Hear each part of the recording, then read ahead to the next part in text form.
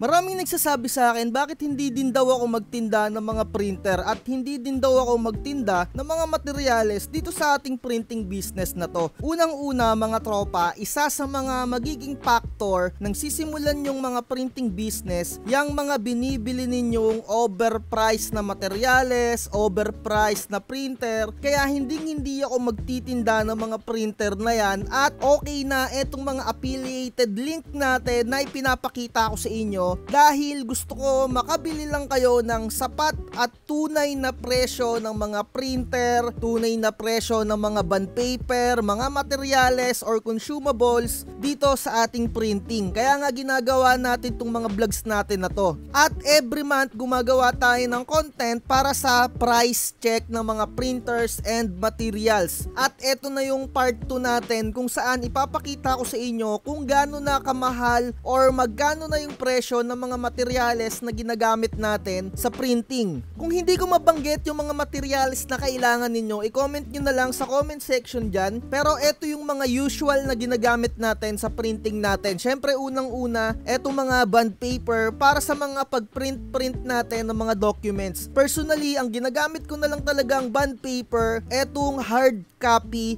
na kulay blue. Dahil yung kulay pula mga tropa, kung gumagana sa inyo, kung okay para sa inyo yan, mag-stick na lang kayo dyan. Kasi sa akin, dito sa location namin, medyo hindi maganda yung humidity or minsan talagang mabilis lumambot yung kulay pula.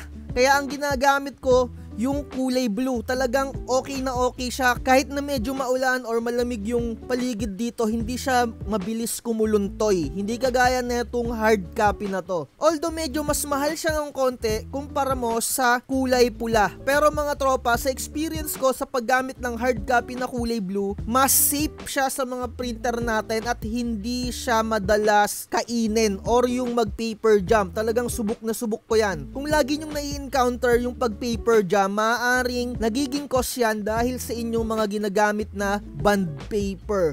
Lalong-lalo na yung lintik na copy 1 na brand na yon. Yung kulay pink na bond paper, napakapangit. At eto na nga yung presyo netong hard copy, 239. Eto yung ginagamit ko palagi, 80 GSM na short. Eto yung pang document printing ko. Mag-ingat din kayo mga tropa, merong mga kumakalat na ngayon na nagtitinda ng hard copy na ganito na peke. At mga tropa ko, sinasabi ko sa inyo, bumili lang kayo sa mga authorized seller or authorized dealer. Kung napapansin nyo mga tropa, hindi ko ina-advertise na dito kayo bumili sa Office Works kasi nakabili ako dito, hindi man lang nila nilagyan ng karton yung pinaka-edge. Kaya ang nangyari, nung dumating sa akin yung parcel, talagang lukot-lukot na yung pinakadulo mga tropa. Kasi isipin nyo mga tropa, kung gagamitin nyo yung lukot-lukot na bond paper yung dulo, ayan yung nakakasira ng printer natin and ayan din yung nagkukos ng pag-paper jam. Kaya dito lang ako bumibili sa mga trusted source ko. Although medyo may kamahalan, syempre ganun talaga, para safe naman na dumating sa akin yung bond paper. Pero kung malapit kayo sa Odeon Mall or sa mga printing supply, doon na lang talaga kayo bumili para mas makamura kayo. At next natin, etong hard copy na long, mas mahal talaga yung hard copy na long kung ikukumpara mo sa mga short version dahil mas mahaba siya mga tropa. Tapos iba ang singilan yan sa printing. Sa akin, 7 pesos ko sinisingil kapag ka long yung nagpapaprint. Depende sa inyo kung gagayahin nyo yun. At next year, January, i-update natin yung price list natin. So, sa ngayon, yung mga price list natin, andyan pa lang yung mga luma. Pagtsagaan nyo muna yan. Next year na ako mag-update ng price list. And, next natin, syempre, etong QWAF double-sided glossy na photo paper. Eto pa rin talaga yung ginagamit ko. Pero, siguro sa susunod, itatry natin yung Yasen. 300 GSM mga tropa, 140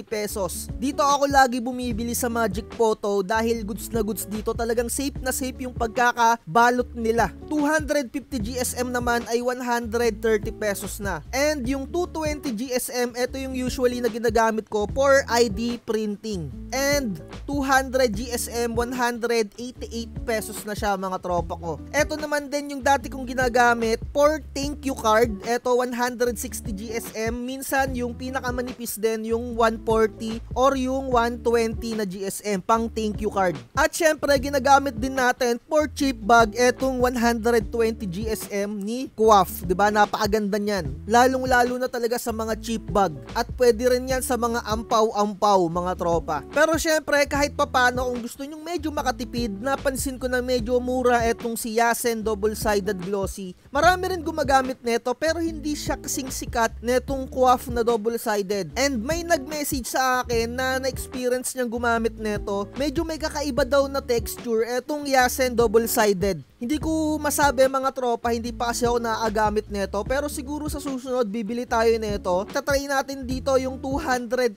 GSM and 300 GSM. Sa susunod mga tropa, no, ila-line up ko muna para ma-experience din natin to. Mas mura yung 120 GSM 95, 140 GSM 105, 230 GSM 130, 50 sheets na siya mga tropa, 180 GSM 115, and yung pinakamakapal 140 pesos. Isang pakete niyan, 50 sheets na yung laman na A4. Napaka goods na goods. Same lang din siya netong Quaff natin na ginagamit. 50 sheets din. Nasa sa inyo na lang yan kung anong gagamitin ninyo, pero ako, dito muna ako sa Quaff na double-sided. Eto, kung user kayo ng Kuyi Pigment Ink, almost 100 pesos pa rin yung per bottle niya ng 100 ml. Sa mga user ng Kuyi, inuulit ko, hindi tigsi 650 ang isang set niyan dahil 95 lang ang isang piraso. Kung ito total nyo, almost 400 lang ang apat na kulay.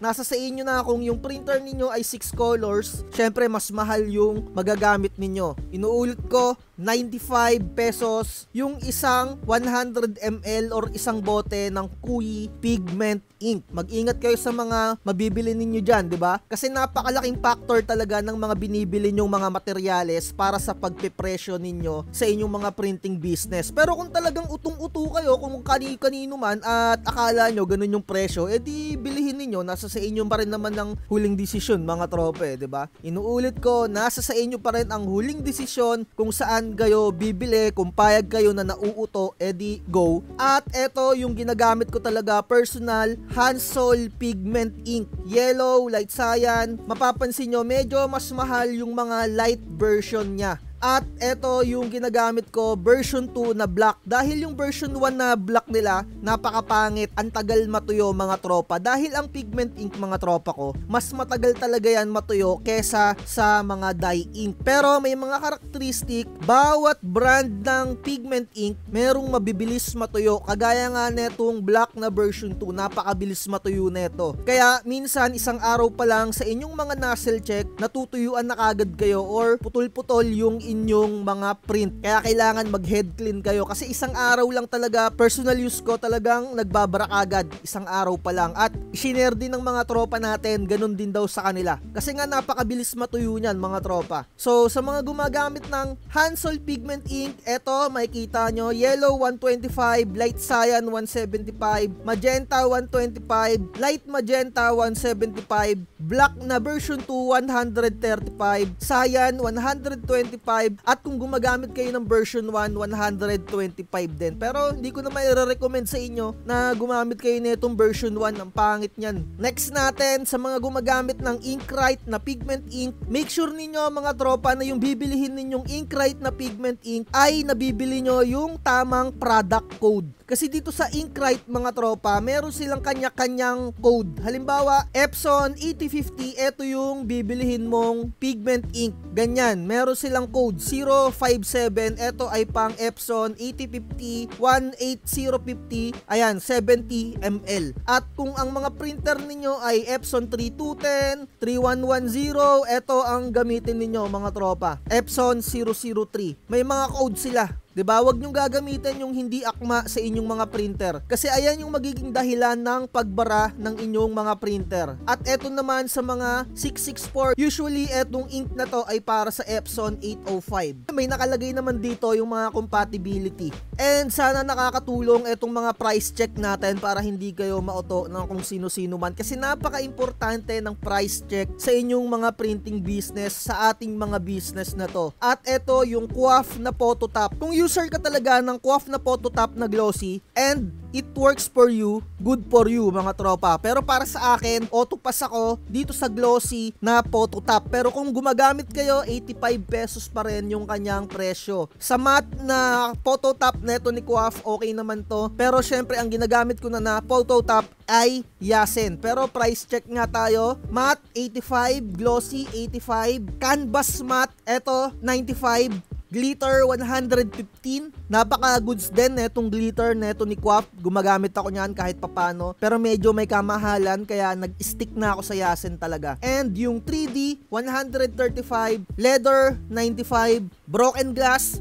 Ito yung may mga effect na umiilaw-ilaw pag nasisinaga ng araw. 125 at ito naman yung rainbow. Parang broken glass lang din siya pero etong rainbow, solid lang yung pagka-rainbow niya kapag nasisinaga ng araw mga tropa. At ito yung ginagamit ko, glossy Yasen 79, matte 79 and glitter 85 pesos. Di hamak na mas mura at di hamak na mas manipis yung kanilang Phototap kaya gustong gusto kong gamitin yan. At lagi kong ginagamit yan for sticker printing. Sa mga hindi pa nakakaalam mga tropa ko, meron na rin silang holographic na Phototap at 3D at iba-iba pa. Bago lang nilang product to, netong month lang or last month or September. Ito yung canvas matte 80 pesos din. Hologram star 120. Hologram 3D 95. Medyo mas mura-mura siya mga tropa no. Etong hologram na broken, ayan makikita nyo yung effect niya. 120. Bumili ako niyan mga tropa. Itatry na lang din natin yan soon pagka merong nagpagawa na sa akin ng sticker. At eto yung hologram dot. Makikita nyo tuldok-tuldok siya. At eto naman yung isa, napakaganda nito mga tropa para sa mga application ng mga invitation, wedding invitation, birthday, ayan o. Meron siyang kakaibang effect and pwede rin to sa mga notebooks. Glitter, ayan. Medyo hindi pansin yung pagka-glittery niya. Siguro syempre, mas maganda na lang yan tignan ninyo kung bumili kayo. Eto yung mga heart shape, holographic, may mga iba-ibang design. Ayan, eto yung kanilang hologram rainbow, ganyan o. At eto naman yung parang snow. Etong leather Phototap mga tropa, napakagandang gamitin yan kung meron kayong produkto na ikinikater pang vaccination card ng mga pets. Ginagamit yan or sa mga wedding invitation na passport type. Doon nyo siya pwedeng gamitin or doon siya magandang gamitin etong mga leather type. At eto naman yung mga hologram star, eto yung kanilang pinakahuli. So, sana nakikita nyo yung price check nila. I-try nyo rin to. Ilalagay ko lahat sa description etong mga link na binabanggit natin. At syempre, eto yung ginagamit pa rin natin so far, iTech Vinyl Printable. 192 yung kanyang matte. Napapansin ko talaga medyo tumataas na yung presyuhan nito. Kaya, unti-unti na ako nagtatransition sa paggamit ng ibang vinyl sticker. Ang ginagamit ko na ngayon ay yung Yasen na premium vinyl. Mamaya ipapakita ko sa inyo. At yung glossy niya, napakamahal pa rin, 295. Kung napapansin nyo mga tropa, etong matte and glossy, mas madikit talaga yung nasa glossy na sticker. Sa totoo lang, sa experience ko lang, sa inyo, share nyo rin yung experience ninyo kung ano yung mas madikit. Pero mas napansin ko na mas madikit yung sticker na glossy neto ni iTech, 255. And eto naman yung transparent, pero hindi siya totally transparent, medyo frosted siya. Mas maganda pa rin yung sa QUAF na vinyl sticker. Pero ito 245. Next naman natin, eto na yung ginagamit ko ngayon, paunti-unti tinatry ko. Premium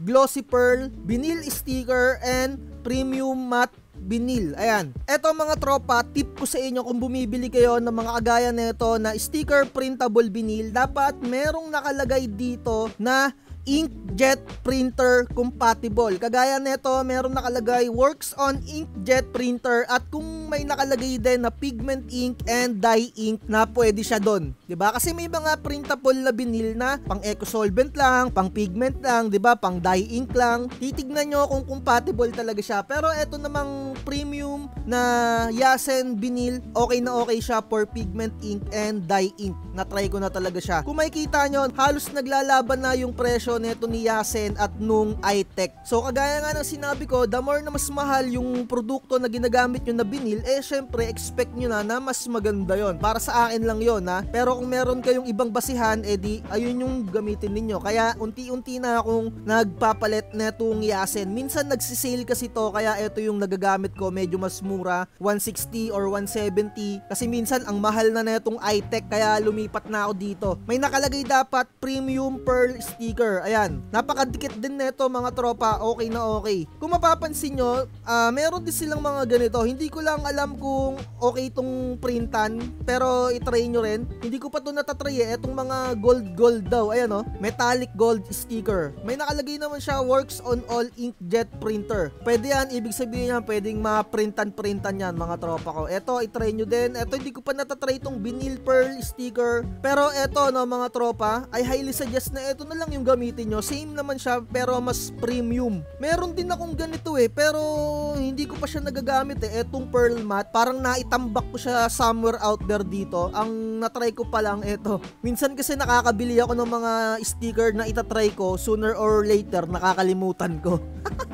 At eto na tayo mga tropa, ayun na yung pinakahuli nating review na price check. Kung meron akong hindi nabanggit na produkto na gusto nyong ipa-price check sa akin, or kung meron kayong product na gustong ipa-review, printer, etc. comment down below lang dyan mga tropa para magawa natin ng video para sa mga next topic natin. At inuulit ko mga tropa, napaka-importante ng price check at pagkukumpara ng mga materyales kung saan talaga kayo makakabili. Make sure lang sa authorized seller kayo makakabili. Mag-ingat kayo sa mga nagba-buy and sell dahil isipin nyo hindi pa kayo nagsisimula, lugi na agad kayo, 'di ba? Dito na natin tatapusin tong vlogs natin. Message nyo ako kung gusto nyo mag-avail ng mga templates natin. At ayun na lang, huwag kakalimutan, huwag magpapauto. Bye-bye. Huwag magpapauto sa kanila. Ang tunay na negosyo'y ngayon na wala.